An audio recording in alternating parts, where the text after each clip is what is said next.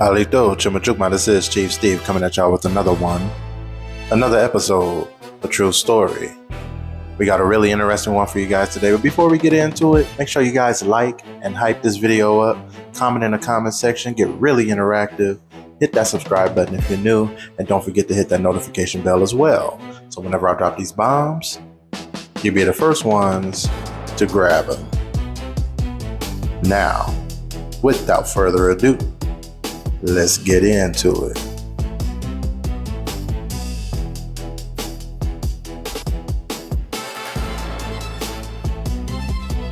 What happened to me? Just know I was trying to fight. I was fighting for my life. A grown-ass man. I was fighting for my life. You know what I'm saying? We met best friends Mika and Queen at Mika's home in Montgomery County. They just got home Tuesday from what was supposed to be another one of their adventurous week-long vacations, this time to Tunisia. That's in northern Africa. It was traumatizing. Like, even here, like now, like she got her own house, I got my own place. We stayed together. Like, we still scared because it's like, I don't even know what happened. I don't know how it happened. I don't know if y'all... Mika says this past Saturday night, after returning from a club, she was drugged and kidnapped from her hotel after going to the lobby to get some tissues. The next thing I remember, I'm in the back of a car. And I just started opening doors. I started panicking. I'm opening doors. I'm trying to get out. She says a man was behind the wheel. He's trying to pull me back in the car. I'm yelling, help, help, somebody help me. He's covering my mouth. That's where these scratches are from. He punching me all right here. I don't know if he thought he was going to knock me out, but I kept fighting. It was nothing. It had to be angels or something with me for me to... It's a grown man. He's punching me in my face, on my forehead, and both of my eyes. He's punching me. So I'm like... I just kept thinking I gotta get back home to my kids. Like, I just gotta get back home to my kids. So I just kept fighting. We're fighting. He's hitting me. We going blow for blow. He's hitting me. I'm hitting him. Queen was back at the hotel, the Penthouse Suites Hotel in Tunis. This is from its website. She says they were less than helpful. And I'm running around the hotel looking for her. And like, bro, y'all want to tell me where she is? Like, what's going on? What's going on? And they started telling me like, oh, she left with this person, or she left with this person, or she made a friend. And I'm like, how can she make a friend? She doesn't speak these languages. I want to keep it strictly PG because I could go in. First off, I want to thank the creator for bringing these sisters back safely. Secondly, evidently, you motherfuckers didn't do your homework because there's too many of us that's going over there to help those Neanderthal caveman ass people, and our people are coming up missing or dying or being trafficked. When you choose to go to those 54 graveyards, you know you're playing Russian roulette with your fucking life. You're dealing with a non-people, a base people, a people who don't even get along with their own. The copper tone Aborigine America, stay home. 31-year-old Jameka Ivy fought for her life. You can see she has 2 black eyes, all kind of injuries. This happened while she and her friend were on vacation in Tunisia in North Africa. This hotel looks really beautiful, right? It's called the Penthouse. While she was missing, her friend went downstairs and they turned their back on her. They said, oh, your friend made a friend and left. Let me just let you hear directly from them. This is so scary. They came back from the club to the hotel. She went downstairs to get some toilet tissue. The next thing you know, she doesn't remember how, but she ended up in the back of a car. I'm in the back of a car. And I just started opening doors. I started panicking. I'm opening doors. I'm trying to get out. She says a man was behind the wheel. He's trying to pull me back in the car. I'm yelling, help, help, somebody help me. He's covering my mouth. That's where these scratches are from. He punching me all right here. I don't know if thought he was going to knock me out, but I kept fighting. It was nothing. It had to be angels or something with me for me to... It's a grown man. He's punching me in my face, on my forehead, and both of my eyes. He's punching me. So I'm like... I just kept thinking I gotta get back home to my kids. Like, I just gotta get back home to my kids. So I just kept fighting. We're fighting. He's hitting me. We're gonna blow for blow. He's hitting me. I'm hitting him. Queen was back at the hotel, the Penthouse Suites Hotel in Tunis. This is from its website. She says they were less than helpful. And I'm running around the hotel looking for her. And like, bro, y'all want to tell me where she is? Like, what's going on? What's going on? And they started telling me like, oh, she left with this person, or she left with this person, or she made a friend. And I'm like, how can she make a friend? She doesn't speak these languages. Mika has 2 black eyes, scrapes on her arms, and other injuries. She was able to get away and frantically make it back to the hotel. All I could do was like go and try to get help and go downstairs and beg for help and beg for help. Like, please, y'all help me. She was hurt. Please help me, please. I have videos. They're like walking away. They like, this didn't happen here. We don't know what you're talking about. They called the U.S. Embassy in Tunis and were soon met by embassy staff. Thankfully, the embassy was able to help them and they returned home. They are still so shook up and scared that they haven't left each other's side. They're scared to be alone. Now, this is in North Africa. I haven't heard of this happening before. Not that I'm crazy, y'all. I know smuggling happens everywhere, but leave me comments and let me know if you've heard this happening over in Tanzania or if you've had an experience like this outside of the United States. Everyone, ladies, gentlemen, please be careful when you're traveling. I know a lot of people like to solo travel, and I'm not saying don't do that, but I'm saying that wherever you are, please always watch your surroundings. And if you do get in that situation, do like Miss Ivy did. Fight for your life. But prayers out to her and her friend Queen. Y'all see what happened to that girl that went to Africa? That shit is crazy. That's why I feel like when you go out to these other countries, like, you think you be safe at the hotel or the resort, and you don't. That's why when me and my friend went to Mexico, I'm like, bitch, we sticking together every second of the way. And you know what I liked about what she was saying is that she fought. You know what I'm saying? Like, I really feel like she had angels with her though, but man, if it come to fight or flight, you fight. I always tell my daughter and my nieces, like, and I don't care what nobody say. If somebody tries to take y'all, if I'm not around, I want you to curse their motherfucking ass out. You make the biggest scene, you spit, you just go ballistic and you fight back. Because it's really some crazy people out on this road, and I feel like sometimes some people get taken and never get back because they don't put up a fight, for one, and they're scared. If you taking my ass, bitch, I'm gonna die fighting, because I ain't going where you trying to take me. I'm gonna put up a motherfucking fight, put a gun under my head and kill me right now. I'm not going to the second spot. It's a no-go. I don't give a damn. I don't even want to survive the second spot. I want to survive. If I don't survive the first spot, that's fine. I can let my peace. You can, yeah. But the second spot, no. I'd rather scream, spit, whatever. They gonna find my goddamn DNA. But yeah, I'm happy that she made it home safe.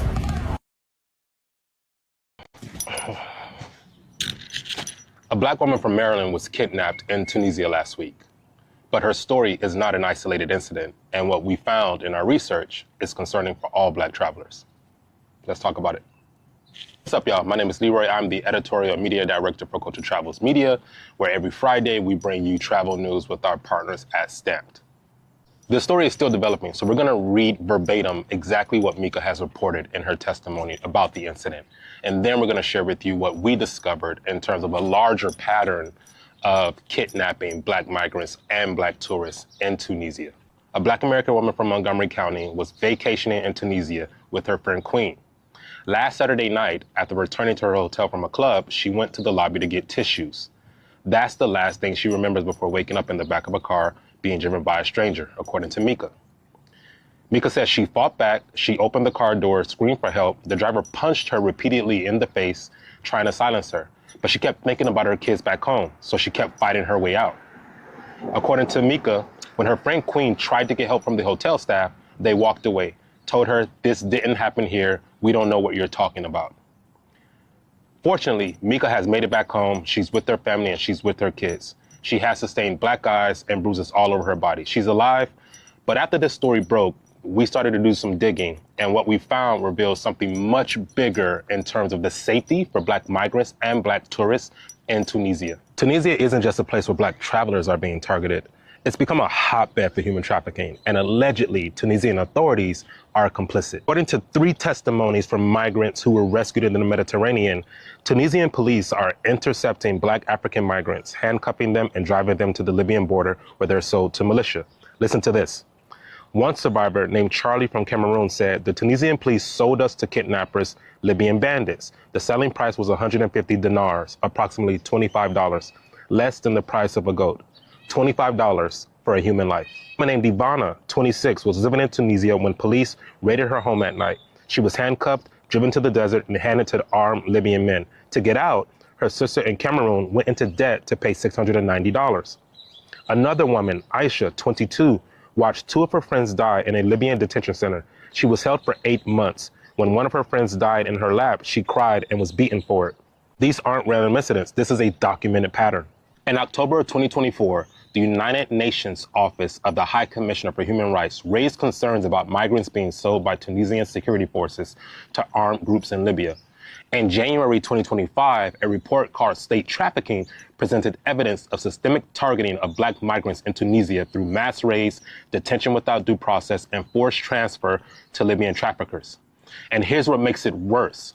The European Union and Italy are funding Tunisia's border enforcement through migration deals, knowing this is happening. So when we hear about Mika, a Black American woman on vacation, being drugged and almost trafficked, we have to ask ourselves, are Black tourists being targeted in the same networks that are trafficking migrants? The truth is, we don't know yet, but what we do know is Tunisia is not safe for Black travelers right now. Tunisia markets itself as a tourist destination, beautiful Mediterranean beaches, rich history, and affordable luxury. But behind the tourism facade, Black bodies, whether migrants or tourists, are being treated as disposable.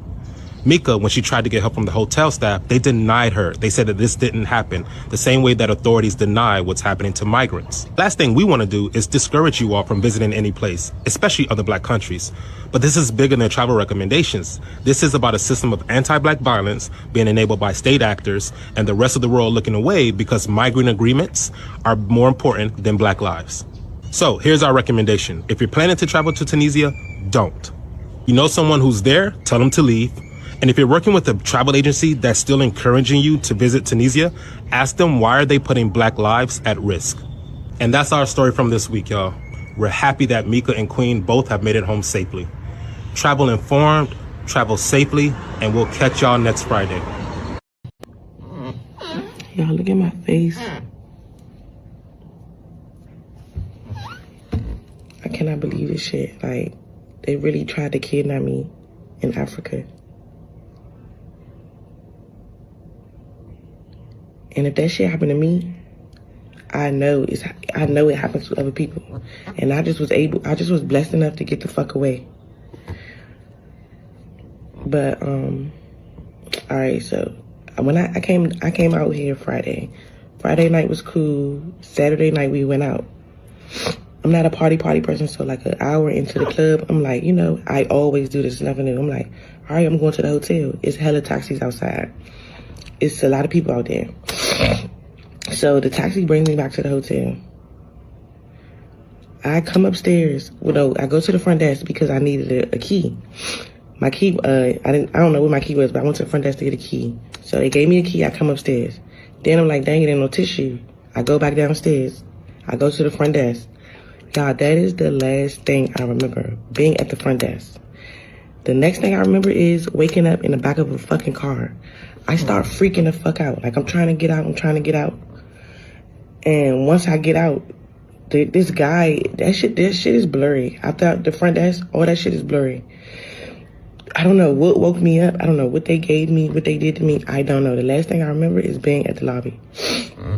So, the guy, you know, he get out the car. We're tussling. We fucking fighting. Like, I'm fucking fighting for my life. Like, I'm really like, all I could think about was my fucking kids. Like, man, I gotta get back home to my kids. I'm really fighting for my life. Like, this nigga's punching me. Y'all can see, like, he's trying to telling me, shut up. I was not, like, giving up wasn't an option. Like, I really was fucking fighting for my life. So I managed to get away by the grace of God. I don't even know how I really got away. It's all woods. I just started running. I did not look back. I'm running fast as shit to where I could see cars and lights. I'm running fast as shit, but this shit is blurry. I don't know what they gave me or did to me. So once I get, you know, I finally was able to wave somebody down and get some help. A taxi brought me back to the hotel, right? So Okay, y'all, I'm in the airport, so I'm gonna keep talking about it though before I forget. So the taxi brings me back to the hotel. So I'm running there. I tell Queen, y'all, I'm with Queen, so just keep up with me. I tell Queen, I'm like, they fucking took me. She telling me I'm yelling out shit, like, I was fighting for my life. Woody. She like, you just was so, you was in distraught, like you was in shock. You was crying and all that stuff. So, she got on to, she asked in the hotel, y'all, the hotel would not show us no videos. They was not helping us. They did not call the police for me. They did not give a fuck. That's how I know the hotel has something to do with it. Because it just doesn't make sense. So, what they're saying, right? They're trying to say that I never came back to the hotel. Like, once I, like, out their words of their mouth, they said I got snatched from the club. For one, how the fuck you know I was at the club? Two, if I got snatched at the club, where in the club I have this purse, I'm recording with this phone in the club, like we're having a ball. I got this purse on, and I'm recording this phone. How the fuck did my stuff get back in the room if I never came back? He keep trying to say, oh, y'all, it's just so much. It's just so much. But when I say I was fighting for my fucking life,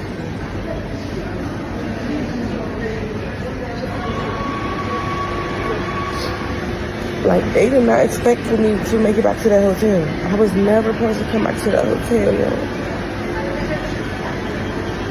I was never supposed to come back.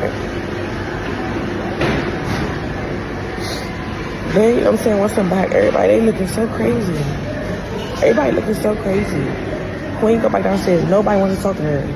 We don't want to talk to you. Now, nobody know no English. And for y'all to keep telling me that I never came there after the club, yes, the fuck I did. Yes, I know I did. But if I didn't come back after the club, right? Or if I, you know what I'm saying? If I didn't come back after the club, how the fuck is my stuff in? And say if I didn't, you know what I'm saying? What they saying, if I didn't, if I got taken from the club, or if I willingly walked out of the hotel, you're gonna show me. You were so pressed to show me running in while it was light time, distraught. That's the only video they showed. But when I'm running in, I have no purse, I have no phone. You know why? Because my shit was upstairs, because I was upstairs. Man, this shit is so stressful. I don't even know what to do, how to go about this, who to say nothing to. I don't know. I don't know. I did not come here like this. All of this right here is all over my body.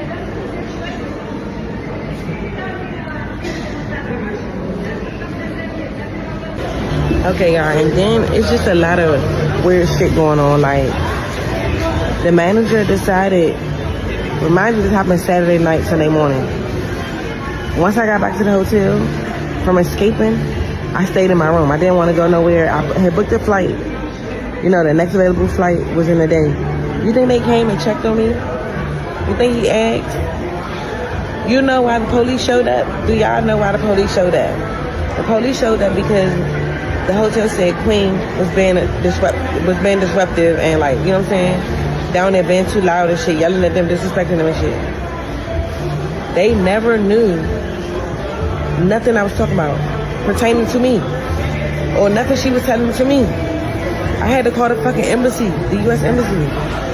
They came and they brought their own police officers. And then even the guys that was police that night kept telling Queen, oh, come with him. Go with him to make a report. Go with him to make a report. We showed the real police that the embassy run, and he said that's not one of our guys. What the fuck? Like, I cannot make this shit up. And then the manager, I got a picture of him, y'all. He telling me, oh, it was just, Monday, we going downstairs to talk and shit. so he could show us the cameras. He tell me, can you just stay in the room? And she go, we like, no, we not, like nobody going nowhere by themselves. Y'all janky. He asked me, he like, you got some sunglasses, or you like, can you cover up? Fuck no, I want everybody to see what the fuck, you know what I'm saying? Like, it happened here, from here. I know for a fact I was in here. Y'all keep trying to tell me I wasn't here. But how did my purse that I had at the club, which I'm on camera in the club with my phone in my purse, so then when I get back to the hotel, I don't have no phone, no purse. That's what they showing me. I don't have no phone, no purse. I don't even have shoes on. But my shit is upstairs. Then he like, oh, this was an accident. What the fuck do you mean it was an accident?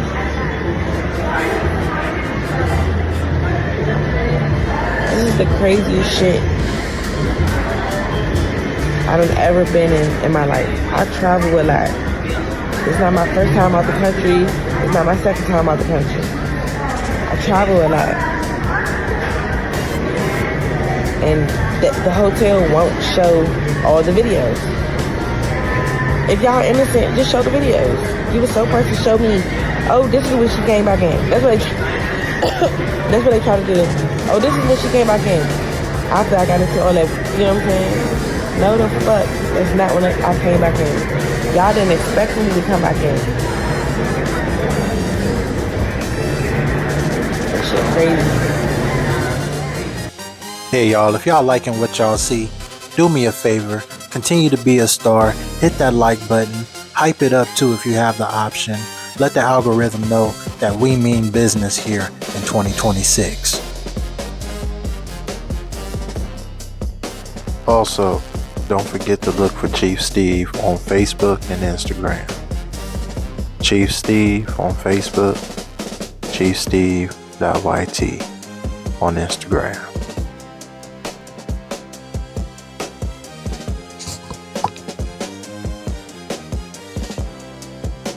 This goes out to all my sisters out there. All my sisters, all my aunties, all my little nieces, my little sisters, my big sisters, my mothers, my grandmothers, my elders, everybody out there traveling. I don't care whether you're going across town, across country, or across the world. Watch yourself. Watch your surroundings. Watch who's watching you. Watch who's walking behind you. Watch who's standing around that elevator. Watch who's sitting in that lobby. Watch that vehicle that's been following too long. And keep your head on a swivel. Because one thing this situation should remind everybody is that danger doesn't always announce itself. Sometimes everything looks normal right before everything changes. And that's why I tell my people, awareness is not fear. Awareness is wisdom. And to my sisters especially, if you can help it, travel together. Travel in packs. Travel in groups. Travel with family. Travel with somebody who knows you. Somebody who knows your habits, knows your personality, and knows when something ain't right. Because that's one of the most powerful parts of this whole situation to me. Queen knew her friend. She knew her Niji. When somebody gave her an explanation that didn't sound like Mika, she didn't just shrug her shoulders and say, well, I guess she's all right. No. Something didn't sit right. She knew the character of her friend. She knew the energy of her friend. She knew something was wrong. That's what community looks like. That's what friendship looks like. That's what family is supposed to look like. I know you well enough to know when something ain't you. I know you well enough to know something ain't right. And I'm not stopping until I find you. That's powerful. And we need more of that. Because this trafficking problem is real. The FBI reported more than 1,660 pending human trafficking investigations as of July 2024, and more than 93% of those investigations involved sex trafficking. And when we're talking about our babies, NCMEC, assisted law enforcement, with 29,568 missing child cases in 2024 alone. Thankfully, 91% of those children were recovered, but think about that number, 29,568 cases where somebody's child was missing and NCMEC became involved. So this ain't something we play with. And I'm not putting a statistic on our copper-colored Aboriginal people that the government doesn't actually track under that terminology. I'm not going to manufacture numbers to make my point. But we see it. We know it. And the numbers that we can prove are serious enough. We need to protect our children. We need to protect our women. We need to protect our elders. We need to protect our men. And we need to protect each other. And there's another thing I want our people to start thinking about. We have beautiful places right here at home. Our terrain is vast. Mountains, deserts, forests, beaches, islands, rivers, lakes, cities, small towns, countryside. History sitting underneath our feet. Sometimes it's all right to spend some time in your own backyard. You don't always have to cross an ocean to create a beautiful memory with your family. Explore this land. Learn this land. Take your babies somewhere they've never been. Take your parents somewhere. Take grandma. Take grandpa. Put everybody together. Pool the money together. Rent the house together. Book the rooms together. Create family trips. Create community trips. Create tribal trips. And when we do decide to go somewhere internationally, let's start thinking the same way. Why everybody got to go separately? Why not organize a group? 10 families, 20 people, 30 people. Go together. Have an itinerary. Everybody knows where everybody's supposed to be. Everybody has everybody's number. Everybody has copies of the important information. Everybody knows where the embassy is. Everybody knows where the meeting point is. Everybody knows if somebody ain't there at 10 o'clock, we start making phone calls at 10:01. That's community. That's organization. That's how you operate as a unit. Now, of course, you're going to have some private time. A husband and wife may want some time together. Somebody might want to sit by themselves for a little while, and that's understandable. But if we're in unfamiliar territory and everybody's getting ready to go out on the town, we're moving together. If we're leaving that hotel at night, we're moving together. If we're coming back, we're coming back together. And something that sounds as small as, I'm just going downstairs to get some tissue. After hearing a story like this, that hits different. Something that's simple, something that ordinary.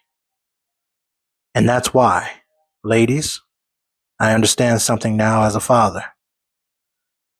People joke about women going to the bathroom together. They'll say, why y'all always gotta go to the bathroom together? Well, I understand it now. That's a safety protocol. I've got daughters of my own. I understand it. I overstand it. Go together. Come back together. Because you don't know who's around that corner. You don't know who's watching. You don't know who's waiting. And there is strength in numbers. But I'm going to take this one step further. Don't only depend on somebody else being there to save you. Learn how to protect yourself. And I'm talking about more than purchasing a weapon. I'm talking about your body, your hands, your feet, your mind, your instincts, your conditioning, your confidence. Take some self-defense classes. Learn some boxing. Learn some wrestling. Learn jujitsu. Learn how to break a grip. Learn how to create distance.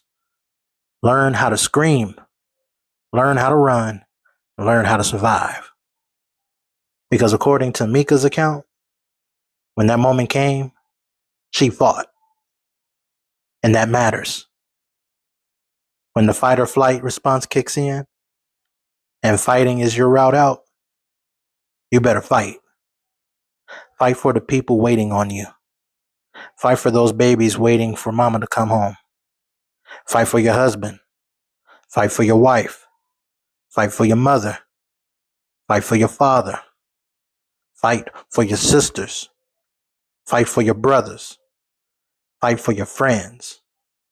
Fight for everybody who values and cherishes you.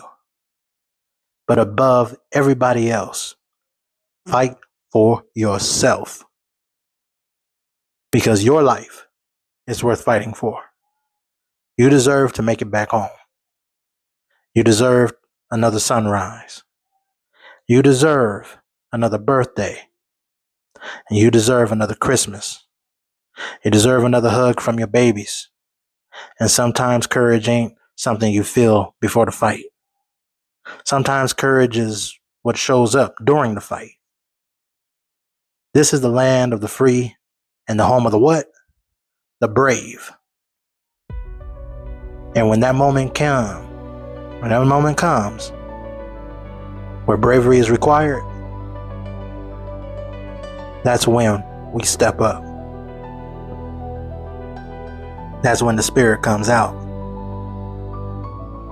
That's when you find strength you didn't even know you had. So salute to Mika. Salute to that sister for fighting. And salute to Queen, because Queen didn't give up on her friend. She didn't simply accept an explanation that didn't make sense to her. She knew her friend. She trusted that discernment. She kept looking. And whether you call it that intuition, connection, discernment, the ancestors, or simply knowing somebody you cherish, listen when something inside you tells you something ain't right. And what I love most about this story is that despite how terrifying it was, we're able to talk about survival. We're able to talk about Mika coming home. We're able to talk about Queen having her friend back. That's the blessing inside an ugly situation. And I hope that both of these sisters get whatever time, support, healing, and peace they need after something like this. May this experience make them wiser. May it make them sharper. May it make them stronger. May their discernment become stronger. May their friendship become stronger. And may the ancestors continue to guide and protect them wherever they go. And to everybody watching, travel smart, travel prepared, travel together, protect each other, check on each other, and nobody gets left behind. Build the family, build the community, build the tribe, build the people. Because when we start moving together again, looking after each other's babies again, traveling together again, eating together again, building together again, and protecting each other again, that's how a people become strong. This is Chief Steve, sign us off. Tata Chista, I cherish you all. Yokoki, thank you for watching. We'll see you next time.